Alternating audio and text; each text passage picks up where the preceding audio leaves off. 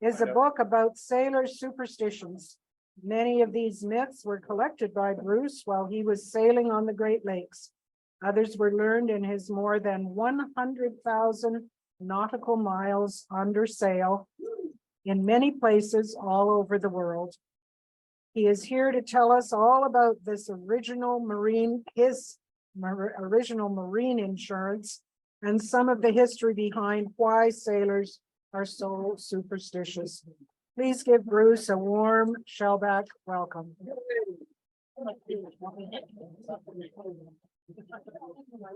Thank you very much, Skipper Leggett. Can everybody hear me?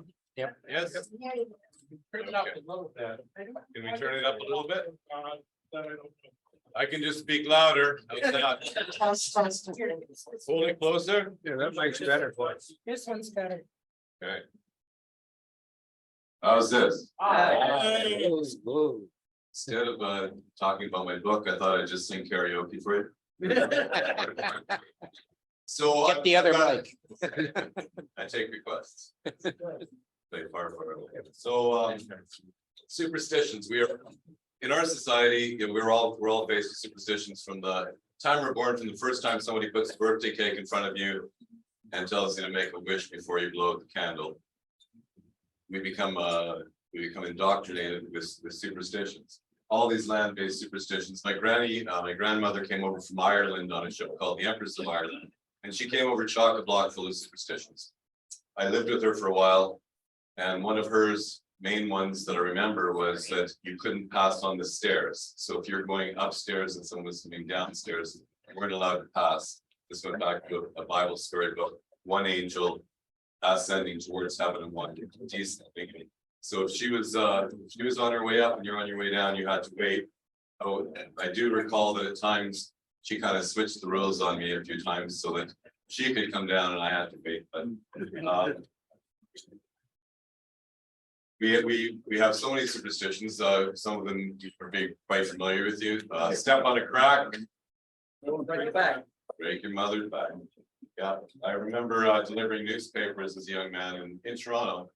And as I slogged up this snowy hill one day, this black cat ran across my path. And without even thinking, I turned around and walked all the way back down the hill and approached it from the other side because I wasn't going to have a full day of bad luck. But these were all land-based superstitions. And as a young fellow, I joined up with brigantines here on the Great Lakes and in the mid-70s. And I remember being out on TS Playfair. And the only superstition that I knew about boats was that you weren't allowed to whistle on board. And I didn't know why, so I asked one of the senior crew, and he said, because you don't do that because it'll get windy. So it is not the whole point. We're out here on a sailing ship, so it'll get really windy. What he probably didn't know was that goes back to the Norse god of Thor, the god of wind and thunder. And that when you whistle, then he feels challenged, that he whistles back, and when he whistles back, he whistles a gale.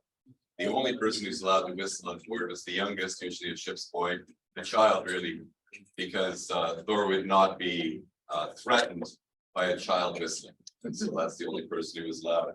I stayed with the ship, and the next year I found myself as aboard a ship called Pathfinder.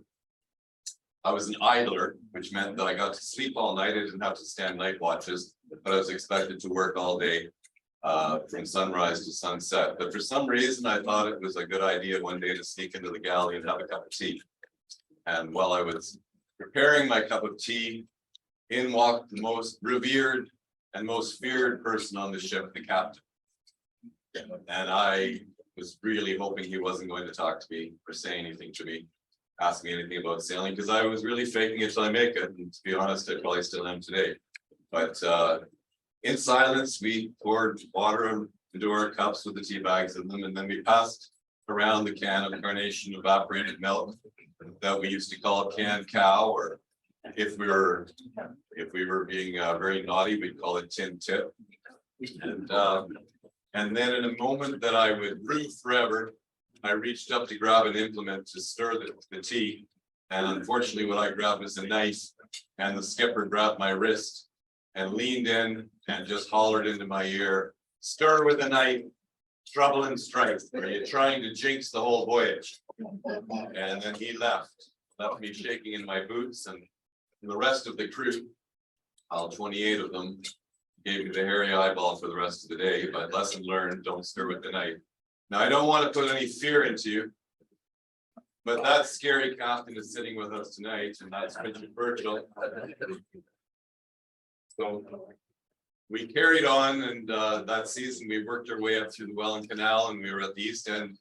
We had to get to the west end of the lake. Now, as you all know, Lake Erie is the shallowest of the major Great Lakes. There's a current that runs through it. And we had a gale blowing right on our face. So the waves stack up to the sides of houses. And we had to sort of put on as much sail as we could, and we slogged our way through this mess all the way over to the North Shore, and it's all hands on deck to pack the ship, to bring the ship about so we can start beating our way to windward. About 12 or 14 hours later, we were off, say, Buffalo on the US side, and again, all hands on deck to tack the ship. But this time we also had to tack those people who had succumbed to seasickness, the lee rail Vikings, because if you don't tack them to the new leeward side, they will continue to spew their cookies and right into the wind, and that kind of takes the glow off a wonderful sailing day. But we carried back on over to the North Shore, and we hadn't made any way. We hadn't made anything to windward. So the captain called for more sail. This was going to be a sail called the Little Fisherman. It's a main top of staysail. And sometimes you just have to put a driver on to put the boots to the ship in order to get through all the mess. Now, we were a true nonprofit. We had no money, but we'd scrimped and saved to buy this brand new sail. We were so proud of it. And we dumped out this sail that was going to get us going. But before we could clap a halyard onto it, the gale just picked the sail up and threw it overboard. So being young and fearless, or belay that, being young and foolish, I grabbed a line and jumped overboard and grabbed hold of the sail, and now I'm being towed along by the ship and holding on to the slippery sail, and eventually it got wrenched from my grasp and we lost the sail. So back on board, crew morale is pretty low, but we carry on slogging into this mess. And some of these people, most of the kids on board, this is their first time on a sailing ship, and this is their introduction to sailing, and we're just pounding into these waves.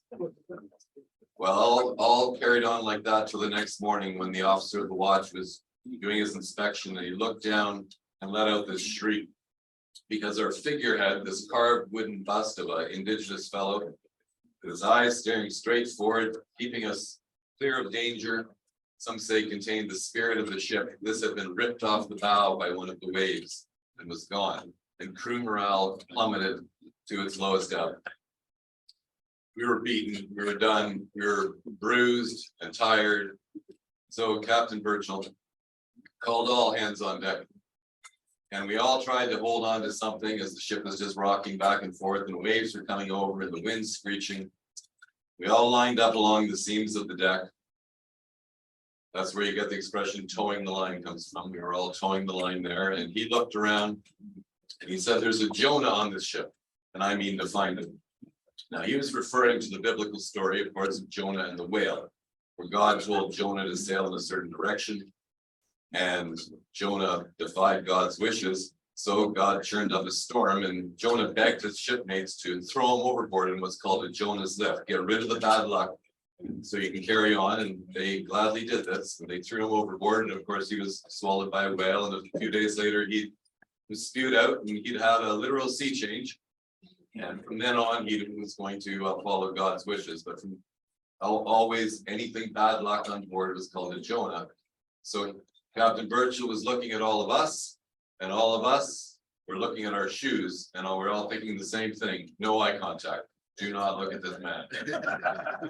So Richard left us standing there, and he went down below, and we could hear him emptying lockers and dumping out duffel bags. And then finally, I've got you now. And he came on deck holding an umbrella. He would have called it a bumbershoot or a brolly, being British, but he held it aloft for all of us to see, snapped it over his knee, threw it to leeward, and he said, "We'll be fine now." And then he dismissed the off watch, and we all thought, this is just getting weird. A few hours later, the wind died. And then it filled in from the east, and suddenly we were just rocking, just going straight up like Erie, big bone in our teeth. The ship had a big bone in her teeth, and we we're going to make our rendezvous. We're going to make our crew change. So lesson learned: no umbrellas on board. Now, since then, I've sailed on countless ships and places all over the world, and captain of many, including that ship that I grew up on. I took over after Richard left the ship. And always what happens is that when you step on board the ship, they have the ship's orders. These are the rules of the ship. And you read those, and this is what the company wants you to do with the ship and how to keep her safe. But nobody says, oh, and by the way, we don't say these certain words on this ship or carry this certain gear. You have to learn about the superstitions just through trial and error, or just through observation. For instance, I was sailing with the French crew one time. And sometimes we'd speak in French, and this time we were speaking in English. I was actually talking about Wapoos Island, just up the coast here. And I said the word rabbit, and it was just shock all around. And one of the people leaned and said, you know, the deep possible, Captain. But you can't say that word rabbit, sacre bleu. Because the French have this long history of believing that witches can turn themselves into rabbits. And if you say the word rabbit on board, it's kind of like saying Beetlejuice. You're inviting the witch to come on board to wreak havoc. It's the same reason why on English ships, particularly Navy ships back in the day, you couldn't say the word egg, because Pliny the Elder had written that witches would scratch the names of their victim into an eggshell. So you didn't want to have anything to do with that. Later, Homer said that if a witch found an eggshell that had washed up from a ship, she could shrink herself down and just take it like an Uber straight out to the ship and come back and find the person who threw it overboard. So witches were a big problem. King James the Fifth of England, who's also King James the First of Scotland, truly believed in witches, and we all know about the Salem witch trials here on this side of the Atlantic. But over there, he had a big campaign. He wrote a book about it, how to catch witches, and everyone was very, very afraid of witches. A lot of the superstitions date back to that. But witches had their purpose. One thing that you would do before a voyage, the captain or the mage or the master would go out and find a witch. And this was a process called chasing up the wind. And what you wanted to buy from the witch was this chunk of line, a piece of rope with 3 knots that she had tied in them, that each had a spell on it. So if you found yourself becalmed, you could untie the first knot and you'd get a gentle breeze. If you untied the second knot, you'd get a gale. If you untied the third knot, you'd be a hurricane. Homer also wrote about these, and he called it as a leather bag full of all the winds in the world that you could buy. That was called just a bag of wind, which I'm sure some of you are looking at me and thinking, yeah, there's one right there. But why would you worry about, why would you tempt fate by dealing with a witch? Well, if you had a perishable cargo and you were stuck becalmed, then your cargo would just rot. And nobody would make any money on the voyage, no one would get paid off. Even worse than that would be if you're becalmed, you might run out of water or food. So it's cheap insurance to have this, and it only takes once for somebody to untie one of those knots and a breeze springs up, that you're going to make sure that you always carry those with you. Sailors have always been looking for ways to find wind. I'm sure that all of you as sailors have done the same. One thing that if you've got a foul wind, if you're beating into the wind and there's a vessel running towards you, for the longest time, what you would do then is just take a broom, and as that ship that was running towards you came by, you would throw the broom across your bow. The wind would shift in your favor and they'd be beating, then you'd be going out. Other people took brooms and they sent them aloft, so the bristles would scratch the wind out of the clouds. In India, they would sit around a table before a voyage, table with a bowl full of red hot coals. And at some point, one of the people on board, probably whoever pulled the short straw, would grab one of the red hot coals and swallow it, and then drink the blood of a rooster, and then they could stand up and point to exactly where the wind was going to come from. Sailors will do anything to find out where the wind is. The French had a different way of doing things than the French Navy. They would just take the cabin boy, the youngest on board, and turn his bare buttocks towards they want the wind to come from, and just spank him or whip him until the wind filled in. Luckily, I've never had to deal with that, but I was sailing with a fellow one time, another scary captain who didn't say much, and we were becalmed for days. Our philosophy back in those days was to rarely use the motor. So we were a sail training organization, so we stayed out there and you just waited for the wind. But we've been slatting around, just rocking, and sometimes you picture there's no wind, it's a painted ship upon a painted sea. But in my experience, most usually what's happening is there's still a sea running, so you're just rolling back and forth for days. It's torture. Well, we've been doing this, and this fella came out, Captain Cook, is his name. Not that Captain Cook, I'm not that old, but he came out and we all kind of just looked at this very mysterious, very skilled sailor, and he whipped out his sheath knife and walked over to the mast and just jammed his knife into the mast from where, with the heel pointing towards where the wind was going to fill in. And sure enough, the wind started filling in from that quarter. And when it got to the strength he wanted, he just calmly went over and pulled the knife out and put it in, back in his sheath. And not a word spoken. Now, since then, I've used that maneuver countless times. And I got to tell you that when you do jam the knife into the mast and the wind fills in, it's fantastic. And when it doesn't, well, we just don't talk about that. Other things that one thing I was doing when I was researching, I was on a voyage once, and everything was going to be great. We had a very the ship was in good condition, the crew were all worked up. It was weather forecast was good, but something didn't feel right. And I was jingling these coins in my pocket, and I just had this urge to just throw the coins into the sea. Turns out sailors have been doing this for centuries, and you're paying a toll to Neptune to for a safe passage. You just throw the coin into the sea. It's kind of related to the same idea when people used to put coins on the eyes of people who had passed away. And this was to pay Sharon to cross the river Styx. The money would be there. On board ship, that wouldn't work if you're going to be doing the burial at sea. So if a sailor died, of course, they'd be sewn up in their hammock. And usually it was their best mate would put the last stitch through it and went through the nose. And this was the finality, but also if the person was faking it or they were just asleep and they had a needle go through their nose, they might waken. But before you did put in the last stitch, you put a coin in their mouth in order to pay Sharon. Sorry,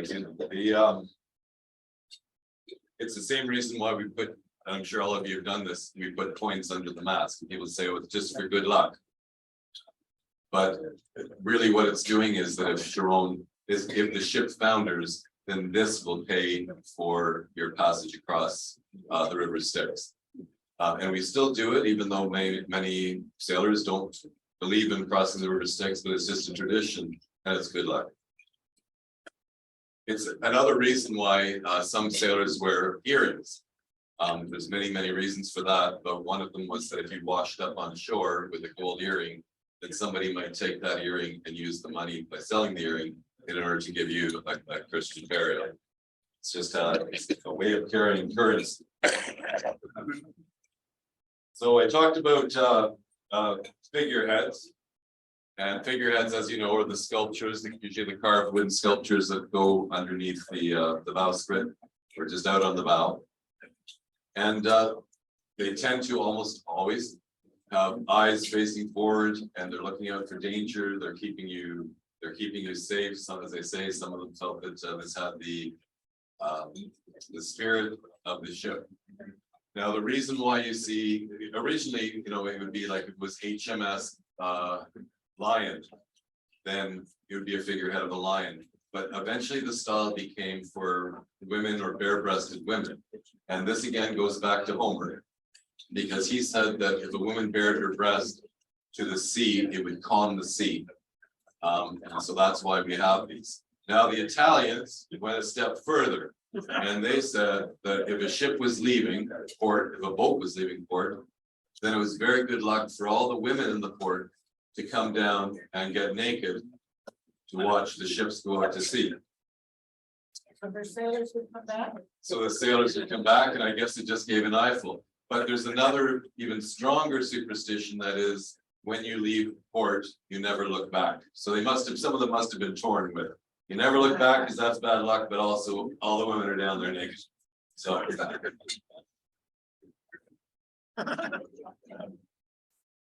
So, witches were a big problem, of course, and the other big problem that you didn't want to have on board was Satan. It's why it's bad luck to have any clergy member on board, because the clergy member is an enemy of Satan. So if you have a priest or a minister on board, then they're in a very vulnerable situation being out in the elements. And so Satan might use this chance to get on board. And that's why it's frowned upon to wear black socks when you go on board, because priests often wear black socks, and Satan might be watching and see a black socked person coming on board and say, oh, that must be a priest. So then they'll come and join them.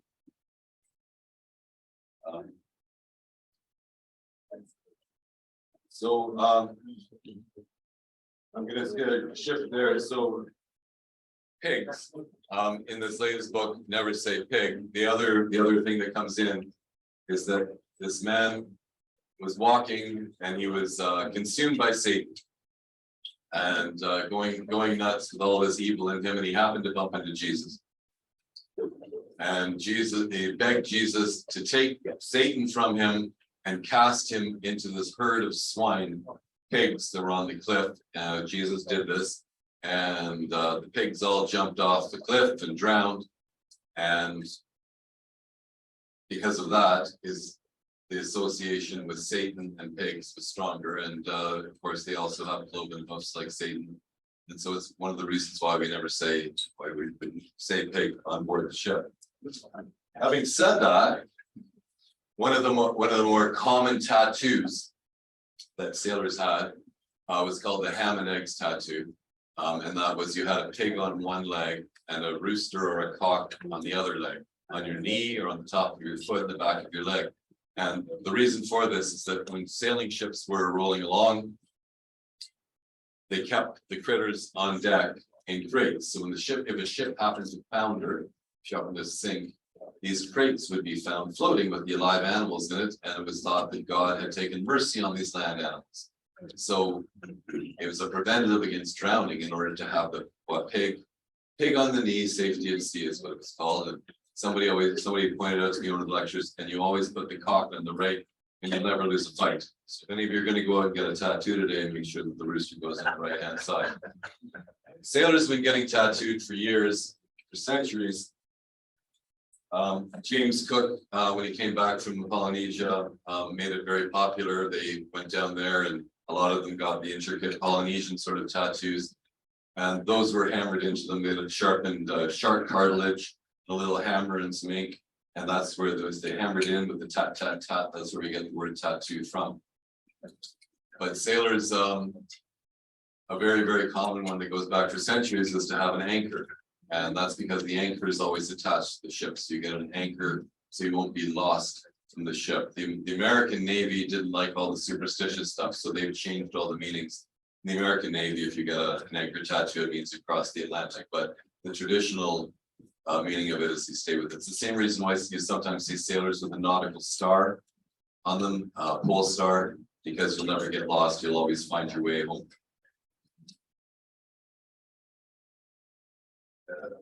Other sailors would have hold and fast right across the knuckles, particularly topmen, people who worked up at the rig. It's good advice, hold fast, hang on tight. But again, that goes back to the Bible, back to a verse in Deuteronomy, hold fast to thy Lord and make your prayers to him. It's actually, hold fast is used 5 times in the Holy Bible. And sailors were, back in the day, were very religious. Other sailors took a step further, and they would have a portrait of Jesus on their back, or Jesus on the cross in the back. And that might have been because they were religious. But if you broke the rules, particularly in the Navy, then your shirt would be stripped from you, you'd be strapped to the grating, and you'd be flogged. And they thought that perhaps the bosun, who was using the cat of nine tails, might go easy on you if he was flogging the face of Jesus. Because at some point he's going to be at the pearly gates himself and have to explain what was that all about. So, well, from Jesus to let's talk about animals for a second. Cats. People, sailors had a mixed feeling about having cats on board because cats were seen as a witch's familiar. They were often associated with witches, but some companies required that you have a cat on board, or you couldn't get insurance. And that was just to keep the rat population down. But they do act strange sometimes, cats, and everything about their movements. The sailors would watch. So if a cat approached you, then you're going to be fine on the voyage. But if a cat turned and walked away from you, then things weren't looking good for you. If the cat tried to climb the rigging, it meant the ship was most likely going to sink. If the cat put its forehead down on the deck, it meant it's going to rain. Cat on the brain, it's going to rain. If the cat licked its fur against the grain, then you were going to get a hailstorm. The cat twitched its tail. It was trying to stir up a storm. These go on and on and on. They talk about cats and boats all day. We were sailing along one time, and we used to like to, if we had the chance, if we had a offshore breeze coming off, say, the city here, and we go along about a biscuit's toss along, so that people can actually see the ship and see on board, and we can kind of chat with people. It's a bit of showing off, I guess. But as we were sailing along, there were these young women standing there and talking to some of my shipmates. And one of them had this white kitten. And one of my shipmates called over to her and said, "Nice cat." Actually, I'm not being completely honest. He used a different word for cat. And she threw the cat, this kitten, this white ball of fur at him and said, her name's Cocaine. And now we had a ship's cat, but Cocaine wasn't going to be a good name for a youth sail training. Gave the wrong message. So we called her Scrimshaw, and Scrim sailed with us for many, many seasons. Lovely little beast. But one day we were sailing along, beautiful sunny day. We had all the laundry up, all the sails up, just zephyring along really. And Scrimshaw just started to twitch her tail. And then she started to hiss, and then she started to run around in circles, and just freaking us all out. Does she have rabies? What's going on here? And the captain came on deck and said, "Take in sail now, reef this, take this down." And we started doing that, and we were hit by a wall of wind, a microburst, what we call it here on the Great Lakes, a white squall. Leaned us right over. If we hadn't taken in sail, there would have been all kinds of gear damage, no doubt somebody injured. A few minutes later, the squall had passed, and Scrimshaw just curled herself up on the chart table and purred and fell asleep. Now, cats have very sensitive inner ears, and she may have just felt the pressure of the diving, the barometric pressure, and was reacting to that. Or she might have been just using her tail to stir up the storm. We'll never know.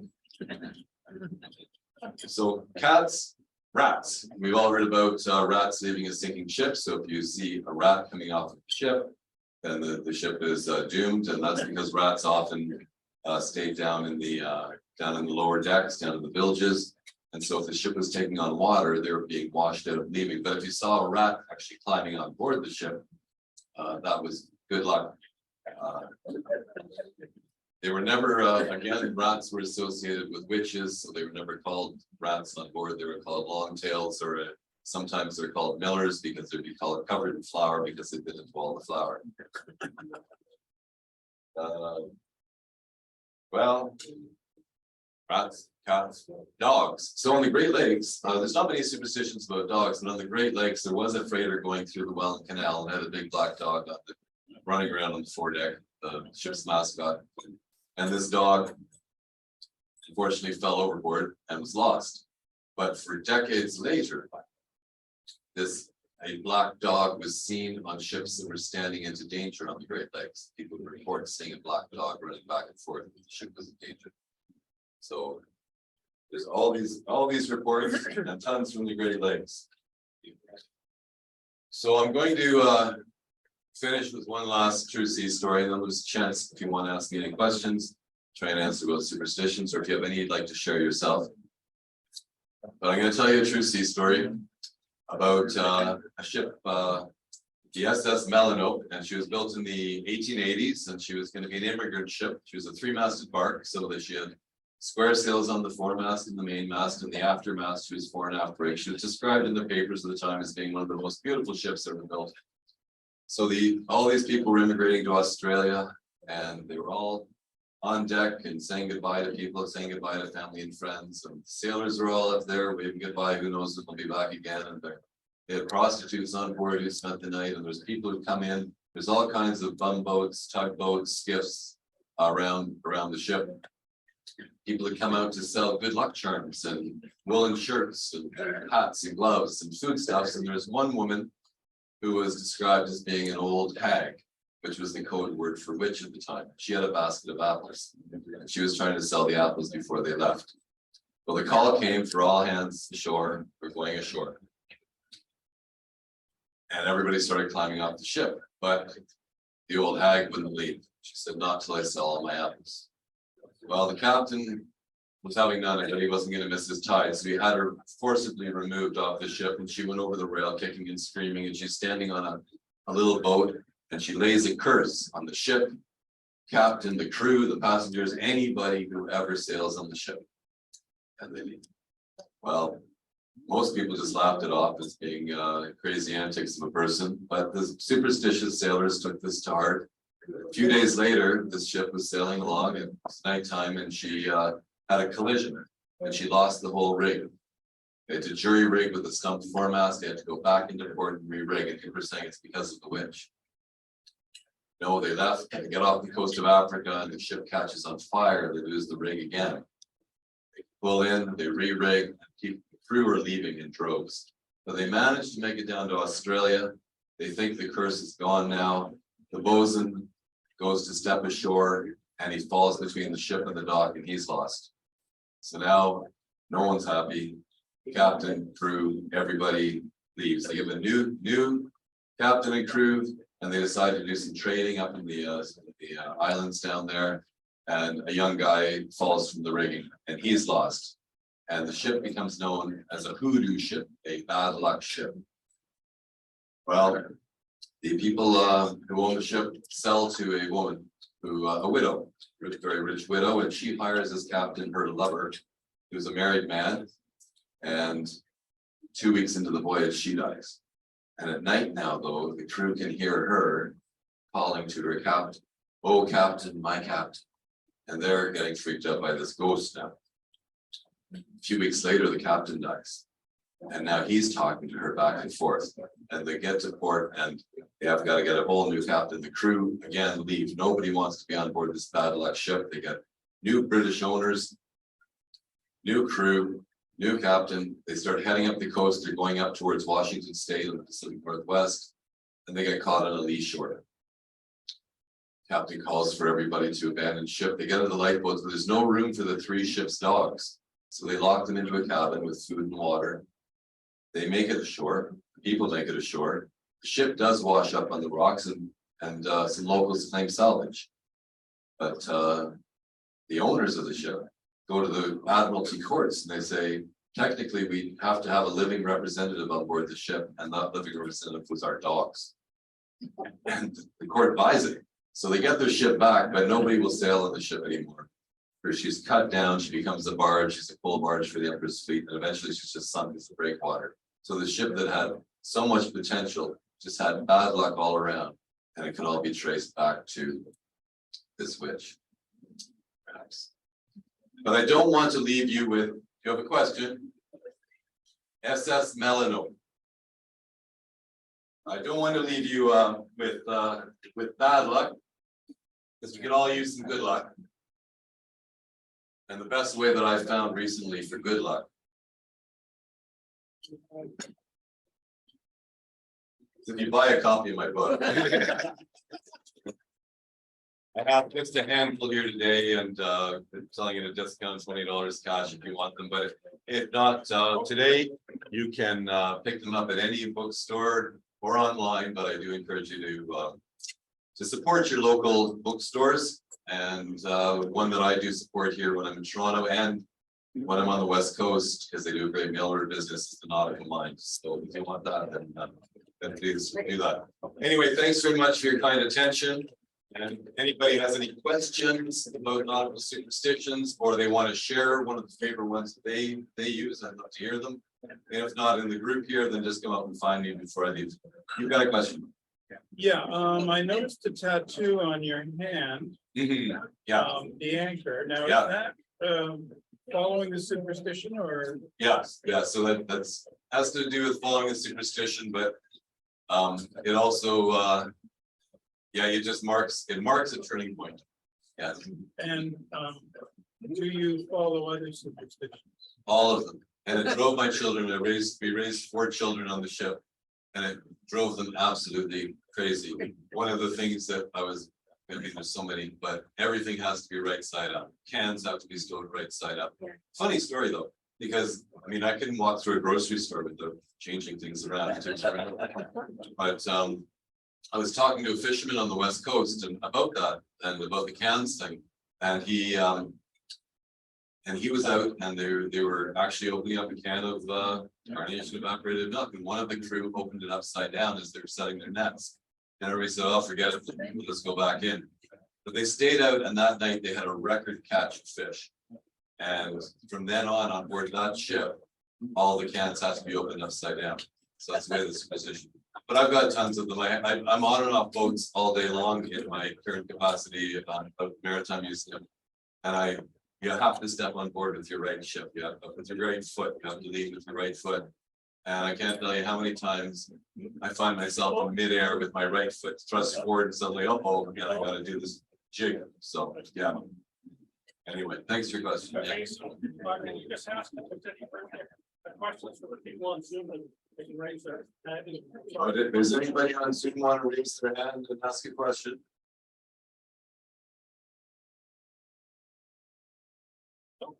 No. All right. You did it. Okay. Thank you. Oh, I've got another question. Yes. So right now I'm moored outside the Vancouver Maritime Museum in Kitsilano at English Bay. Yeah.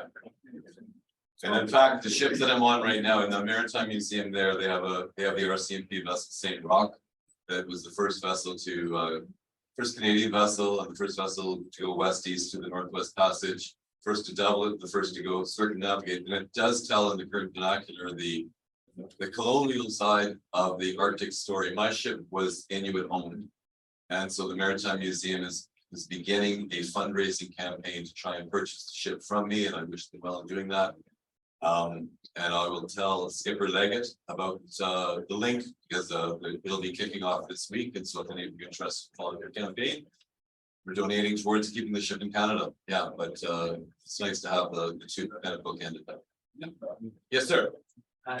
It's not a superstition, but just a reference to your comments about the US Navy. My father had a cousin who during World War II was a doctor serving on one of very large ships. And he was down one day doing his inspection of the galley, and he happened to notice the recipe that was still out for scrambled eggs for breakfast.